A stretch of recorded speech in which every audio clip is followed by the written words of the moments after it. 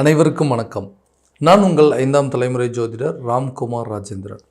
நம்ம இன்னைக்கு பார்க்க போகிற தலைப்பு, மீன ராசி அன்பர்களுக்கு உங்களுடைய ராசிக்கு 4ஆம் இடமான சுகஸ்தானத்தில் நடைபெறவிருக்கும் 3 கிரகங்களுடைய கூட்டுச்சேர்க்கை. சூரியன், புதன் மற்றும் குரு ஆகிய 3 கிரகங்களுடைய சேர்க்கை திரிகிரக யோகம் என்று அழைக்கக்கூடியது. இந்த நிகழ்வு சுமார் 50 ஆண்டுகளுக்கு பிறகு நடைபெறவிருக்குங்க. இந்த நிகழ்வு காலகட்டங்களில் மீனராசி அன்பர்களுக்கு இந்த 3 கிரகங்களுடைய நிகழ்வுகள், சேர்க்கைகள் எந்த விதமான அற்புதங்கள் மற்றும் சிறப்புகளை தரப்போகுது அப்படிங்கிறத இந்த காணொலியில் தெளிவாகவும் துல்லியமாகவும் பார்க்கலாங்க. நம்ம சேனலை ஃபஸ்ட் டைம் பார்க்குறவங்க அந்த சப்ஸ்கிரைப் பண்ணிக்கோங்க. பெல் பட்டனை கிளிக் பண்ணி ஆல் அப்படிங்கிற ஆப்ஷன் கொடுத்துக்கோங்க. மீன ராசி அன்பர்கள் குரு பகவானை அதிபதியாக கொண்டவர்கள். எந்த ஒரு விஷயத்தையுமே நிதானமாகவும் பொறுமையோடையும் செய்து முடிக்கக்கூடிய நபர்கள். எந்த ஒரு விஷயத்தையுமே ஒரு தடவைக்கு 4 தடவை யோசித்து தெளிவாக செயல்படக்கூடிய நபர்கள் அப்படின்னு சொல்லலாம் இந்த மீனராசிக்காரங்கள். பாசத்துக்கு கட்டுப்பட்டவர்கள். எந்த ஒரு விஷயத்திலுமே நிதானத்தை ரொம்ப கடைபிடிக்கக்கூடிய நபர்கள். தேவையில்லாத விஷயத்துக்கு யாரும் மேலேயும் கோவப்பட மாட்டாங்க. எல்லா விஷயத்துக்குமே நிதானத்தோடையும் பொறுமையோடும் செயல்படக்கூடிய நபர்கள். இந்த ராசிக்காரர்களுக்கு ஏதோ ஒரு விஷயத்தில் தேவையில்லாத சில தடைகள், பிரச்சனைகள் அப்படிங்கிறதெல்லாம் வந்துக்கிட்டே இருக்குங்க. ஏன்னா ஒரு வேலைக்கு போகணும் அப்படின்னு நினச்சா அந்த வேலையில் நிறைய பிரச்சனைகள், அந்த வேலையை என்னால் கண்டினியூ பண்ண முடியல. சொந்தமாக ஒரு பிஸ்னஸ் பண்ணணும் அப்படின்னா கூட அந்த பிஸ்னஸில் சரியான லாபம் இல்லை. கூட இருக்கிறவங்கெல்லாம் எதிரிகளாக மாறுறாங்க. கூட இருக்கிற பார்ட்னர் கூட எங்களுக்கு துரோகிகளாக மாறக்கூடிய அளவுக்கு சில சூழ்நிலைகள். இந்த மாதிரி வாழ்க்கையில் நிறைய கஷ்டங்களை மட்டுமே அனுபவிச்சுட்ருக்கேன். இந்த சூழ்நிலையை நான் நினச்ச மாதிரி ஒரு வாழ்க்கையை வாழ முடியாதா அப்படிங்கிற அளவுக்கு சில யோசனைகள் கொடுத்துட்ருக்கோம். அந்த நிகழ்வுகள் மாறக்கூடிய காலகட்டங்கள். இந்த சுகஸ்தானம் என்று அழைக்கக்கூடிய 4ஆம் இடத்துல இந்த கிரகங்களுடைய சேர்க்கை. எல்லா கிரகமும் ஒரு இடத்துல சேரும்போது உங்களுடைய ராசி நாதன் 4ஆம் இடத்துல தஞ்சமடைஞ்சிருக்காரு. அந்த இடத்துல இருக்கும்பொழுது இது வரைக்குமே நீங்கள் எந்தெந்த விஷயங்களை நினச்சிங்களோ அதெல்லாம் செஞ்சு முடிக்கக்கூடிய காலகட்டங்கள். வேலையில் இருக்கவங்க, வேலையில் ஒரு ப்ரொமோஷன் இல்லைங்க. ரொம்ப நாளாக ஒரு சேலரி இன்க்ரிமெண்ட் அப்படிங்கிறதே இல்லைங்க. ரொம்ப நாளாக டெம்பரவரியாக தான் வேலை பார்த்துட்ருக்குங்க. அந்த இடத்துல ஒரு பர்மனெண்ட்டாக ஒரு போஸ்டிங் அப்படிங்கிறது கிடைக்க மாட்டேங்குது. வேலைக்காக ரொம்ப கஷ்டப்பட்டு படிக்கிறேன். ஒரு அரசு துறையில் வேலை வாங்கணும் அப்படிங்கிறதுக்காக படித்து எல்லா எக்ஸாமும் நல்லா எழுதிட்டுருக்கேன். இன்டர்வியூஸ், அதாவது ஃபஸ்ட்டு எக்ஸாம் எழுதுறேங்க, எல்லாமே கரெக்டாக போகுது. கடைசி ஃபைனல் ஸ்டேஜில் ஒன்றுமே நடக்காமல் போகுது. ஸோ இந்த நிலைகள் மாற்றிக்கொள்ளக்கூடிய காலகட்டங்கள், மாற்றி அமையக்கூடிய காலகட்டங்கள். நீங்கள் நினச்ச மாதிரி அரசு துறையில் வேலைக்கு முயற்சி செய்கிறவங்களுக்கு இந்த காலகட்டங்களில் நல்ல ஒரு ரிசல்ட் அப்படிங்கிறது கொடுக்குங்க. அதே நேரத்தில் பதவி உயர்வும் சம்பள உயர்வும் கிடைக்கக்கூடிய காலகட்டங்கள். வெளியூர் மற்றும் வெளிநாடு சென்று வேலை பார்க்கணும் அப்படின்னு நினைக்கிறவங்க கூட இந்த காலகட்டங்களில் கடல் கடந்த பயணங்கள் மேற்கொள்வதற்கான வாய்ப்புகள் அப்படிங்கிறதெல்லாம் நிச்சயமாக இருக்குது. அப்போ வேலையில் நல்ல ஒரு முன்னேற்றம் அப்படிங்கிறது இருக்குங்க. ப்ரொமோஷன் கண்டிப்பாக உங்களை தேடி வருங்க. அதே போல் பிஸ்னஸில் இருக்கிறவங்களுக்கு இது வரைக்கும் யாரெல்லாம் உங்களை எதிரிகளாக நினச்சாங்களோ, யாரெல்லாம் துரோகிகளாக இருந்தாங்களோ அவங்க எல்லாமே மாறக்கூடிய காலகட்டங்கள். கூட இருந்த பார்ட்னரே உங்களுக்கு துரோகம் பண்ணுற மாதிரி சில நிலைகள் வந்திருக்கும். அந்த நிலைகள் மாறுங்க. அவங்களே உங்களை புரிஞ்சுக்கிட்டு உங்கள்கிட்ட மன்னிப்பு கேட்டு அந்த பிஸ்னஸை மறுபடியும் ஸ்டார்ட் பண்ணுறதுக்கான வாய்ப்புகள். யாரையுமே நான் எதிரியாக நினச்சது இல்லைங்க. ஆனால் எல்லாருமே என்னை ஒரு எதிரிகளாக தான் பார்க்குறாங்க. யாருக்கும் மனசார நான் எந்த கெடுதலும் பண்ணதில்லை. ஆனால் எனக்கு எல்லாருமே கெடுதல் பண்ணிகிட்டே இருக்காங்க. என் பிஸ்னஸ் என்னை கரெக்டான விதத்தில் ரன் பண்ண விட மாட்டேங்கிறாங்க. யாருக்கும் எந்த பாதிப்பு இல்லாத அளவுக்கு தான் நான் பண்ணிகிட்ருக்கேங்க. எல்லாருடைய கண் திருஷ்டி என்னமோ தெரியல, எல்லாத்தோடைய எண்ணங்கள் என்னமோ சரியில்லைங்க. என்னோடய பிஸ்னஸ் அப்படியே டோட்டலாக டவுன் ஆகிட்டே போய்ட்டுருக்கு. நிறைய லாஸ் ஆகிட்டே இருக்குங்க. இந்த நிலைகள்லாம் மாறுங்க. உங்கள் பிஸ்னஸை கண்டிப்பாக நல்ல விதத்தில் நீங்கள் கொண்டு போகிறதுக்கான ஆப்பர்ச்சுனிட்டி அப்படிங்கிறதுலாம் வருங்க. திருமணம் ஆகாத நபர்களுக்கு திருமணம் சம்மந்தப்பட்ட அனுகூலங்கள் இந்த காலகட்டங்கள் இருக்கும். எல்லாத்த மாதிரி நானும் ஒரு நல்ல நிம்மதியான வாழ்க்கை வாழ முடியாதுங்களே. ஏன்னா கஷ்டப்பட்டு வேலை பார்க்குறேங்க. வீட்டுக்கு தேவையான எல்லாத்தையும் பண்ணிட்டேன். ஒரு சொந்தமாக வீடு கட்டிட்டேங்க. அதே நேரத்தில் வண்டி வாகனங்கள்லாம் வாங்கியாச்சு. திருமணம் அப்படிங்கிறது ஒன்று நடந்துருச்சுன்னா எனக்கு கம்ப்ளீட்டட் லைஃப் அப்படிங்கிறது ஒன்று இருக்குங்க. அந்த திருமணம் ஆகாதது தான் இன்றைக்கி வாழ்க்கையில் மிகப்பெரிய குறைபாடு இருக்குது. நிறைய அலைன்ஸ் பார்க்குறேங்க. எனக்கு பிடிச்ச மாதிரி எந்த ஒரு அலைன்ஸும் வரமாட்டேங்குது.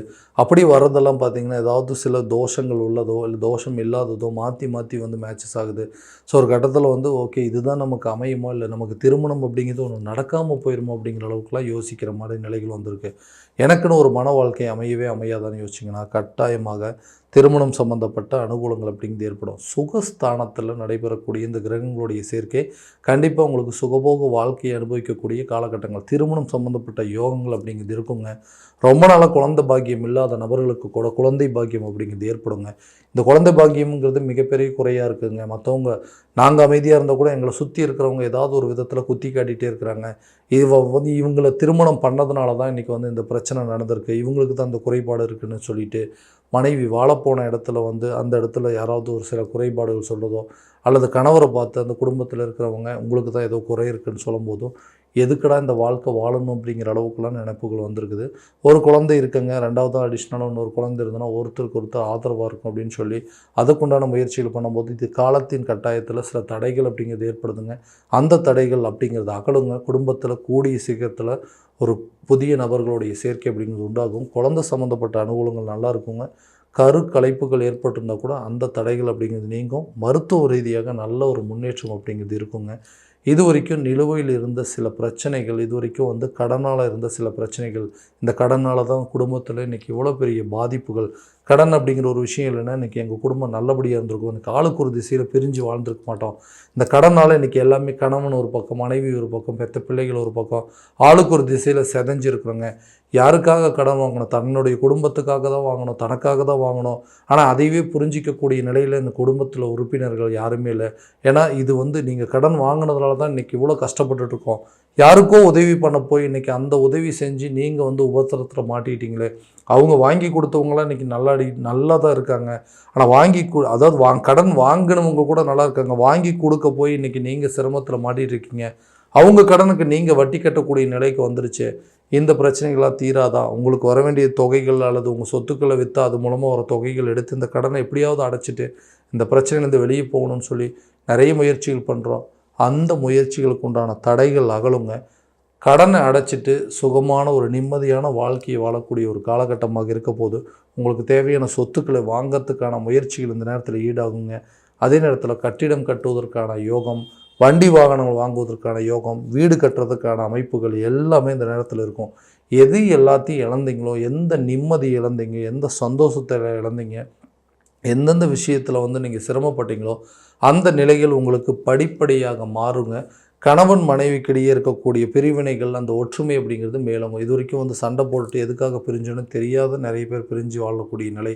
எதுக்கு எடுத்தாலும் ஆர்கியூமெண்ட்டுங்க, சண்டை சச்சரவு வந்துகிட்டே இருக்குது. ஒருத்தருக்கு ஒருத்தர் யாருமே புரிஞ்சிக்கிறதில்ல. அந்த மாதிரி நிலைகள் எல்லாம் இந்த நேரத்தில் மாறுங்க.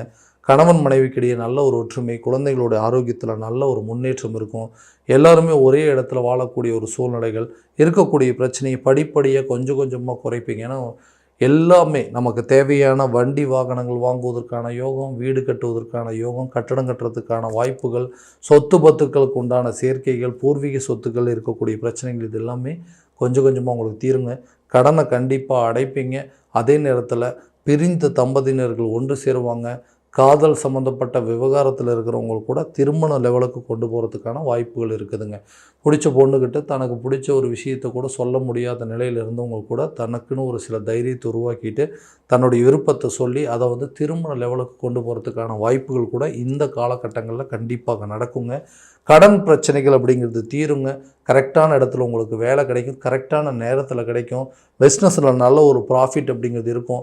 வர வேண்டிய நிலுவைத் தொகைகள் கூட கரெக்டான நேரத்தில் சேரும். இதனால் உங்களுடைய இழந்த நிம்மதி, மன உளைச்சல் எல்லாத்தையுமே திரும்ப எடுத்துக்கக்கூடிய அளவுக்கு சூழ்நிலைகள் அப்படிங்கிறது ஏற்படும். ஆரோக்கியம் ரீதியாக சில பாதிப்புகள் கண்டிப்பாக வருங்க. வயிறு சம்மந்தப்பட்ட பிரச்சனைகள், எலும்பு சம்மந்தப்பட்ட பாதிப்புகள், முழங்கால் வலி சம்மந்தப்பட்ட தொந்தரவுகள் எல்லாமே நிச்சயமாக வருங்க. ஆரோக்கியத்தில் கண்டிப்பாக கவனம் செலுத்துங்க. ஆரோக்கியத்தில் இருக்கக்கூடிய குறைபாடுகள் நீக்க அதுக்குண்டான வைத்தியம் அப்படிங்கிறது கண்டிப்பாக எடுத்துக்கோங்க. கல்வியில் இது வரைக்கும் மந்த நிலையில் இருந்தவர்கள் கூட கல்வியில் நல்ல ஒரு நாட்டம் செலுத்தும். இது வரைக்கும் இருந்த ஞாபக மறதிகள் அப்படிங்கிறது அகலுங்க. கல்வியில் நல்ல முன்னேற்றம் இருக்கும். வேலைக்கு, அதாவது படித்து முடித்தவங்க வேலைக்கு போகிறதுக்கான சூழல் அப்படிங்கிறது இந்த காலகட்டங்களில் ஏற்படும். இது வரைக்கும் நமக்கு எதெல்லாம் தொந்தரவாக இருந்ததோ அந்த தொந்தரவுகள் நம்மளை விட்டு அகலுங்க. எல்லா விஷயத்தையுமே ஒரு தீர்வுகள் அப்படிங்கிறது இருக்கும். நமக்கு நிறைய சப்போர்ட் கிடைப்பதற்கான வாய்ப்புகள், குடும்ப உறுப்பினர்களாக இருக்கட்டும், நண்பர்களாக இருக்கட்டும், தன்னை சுற்றி விலகி போனவங்கள நமக்கு உதவி செய்யக்கூடிய ஒரு காலகட்டங்களில் இந்த 4ஆம் இடத்தில் நடக்கக்கூடிய சுகஸ்தானத்தில் இந்த திரிகிரக யோகம் மீனராசி அன்பர்களுக்கு நல்ல யோகத்தை கொடுக்கும்.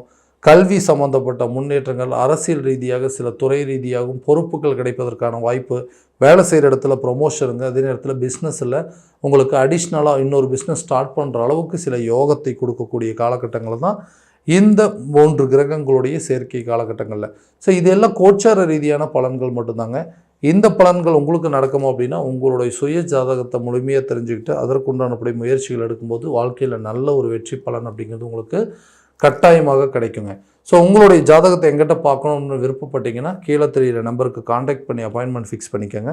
அப்படி இல்லையா அதே நம்பருக்கு வாட்ஸ்அப் மூலமாக ஜாதகத்தை அனுப்பிச்சி வச்சிங்க அப்படின்னா தெளிவான முறையில் கணிச்சு துல்லியமான பலன்கள் அப்படிங்கிறது உங்களுக்கு தெரியப்படுத்தப்படுங்க. மீண்டும் அடுத்த காணொலியில் உங்களை சந்திக்கும் வரை உங்களிடமிருந்து விடைபெறுவது உங்கள் ராம்குமார் ராஜேந்திரன். நன்றி.